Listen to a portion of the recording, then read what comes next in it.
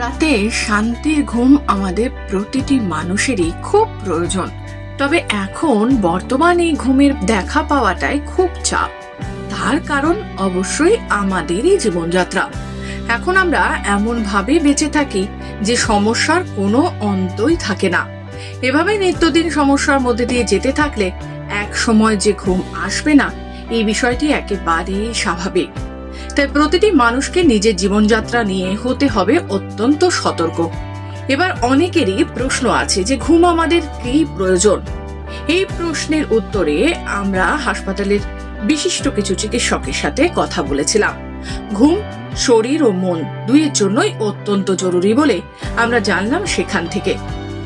ঠিকমতো ঘুমোতে না পারলে ডায়াবেটিস, প্রেশার, পেটের গন্ডগোল, ওজন বাড়া ইত্যাদি সমস্যা দেখা দিতে পারে।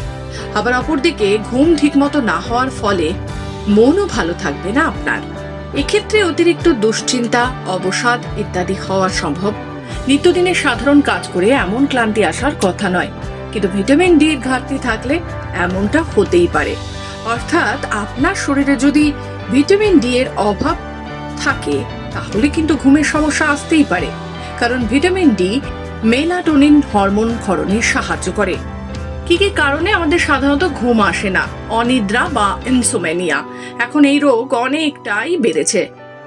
এখনকার দিনে মানুষের জীবন দুশ্চিন্তার শেষ নেই। এই নিয়েও সমস্যা অনেকটাই আছে। এমনকি ঘুমও আসে না এই কারণে।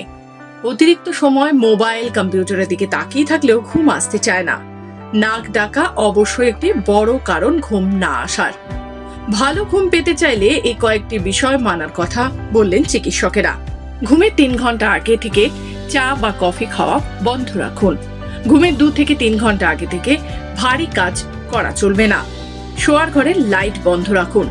আওয়াজ যাতে না প্রবেশ করে এই বিষয়টিও নিশ্চিত করুন। শোয়ার গদি খুব নরম বা খুব একটা শক্ত হওয়া চলবে না। রাতের বেলা চিৎকার চেঁচামেচি যেন না হয়। দিনে অন্তত 30 মিনিট এক্সারসাইজ করুন। আখরোট, বাদাম থেকে শুরু করে ফল, মূল, শাকসবজি সবই ঘুমের জন্য বেশ উপকারী। আখরোট ও কাঠবাদামে রয়েছে ট্রিপ্টোফ্যান, যা স্নায়ু ও মাংসপেশিকে শান্ত করে। অন্যদিকে ফল, মূল, সবজি ইত্যাদি ভিটামিনের যোগান দেয়, যা কিনা ঘুমে সাহায্য করে। নিশ্চিন্তে ঘুম প্রত্যেকটি মানুষের জন্য ভীষণ জরুরি। আপনি সুস্থ থাকুন, এই আমাদের একমাত্র লক্ষ্য।